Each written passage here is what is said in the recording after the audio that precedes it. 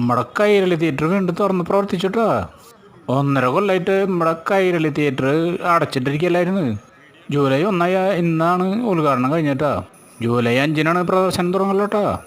നമ്മുടെ മലയാള സിനിമയിലെ പ്രസിദ്ധനായ കേമത് സാറില്ലേ, ഇന്ന് അവിടെ വന്നിരുന്നു കേട്ടോ. ഞങ്ങൾ തമ്മിൽ കണ്ടുമുട്ടി, വളരെ സന്തോഷമായിട്ടാ. പിന്നെ നമ്മുടെ തൃശ്ശൂരിൻ്റെ മുതൽക്കോട്ടായ TG രവി ഉണ്ടായിരുന്നു കേട്ടോ. വേദിയിൽ നിന്ന് പ്രസംഗിക്കുന്നു, ഉഗ്ര പ്രസംഗം. പിന്നെ മന്ത്രിമാരും പ്രമുഖരായ മറ്റ് എല്ലാവരും ഉണ്ടായിരുന്നു കേട്ടോ. ഞാനവിടെ ചെന്നു.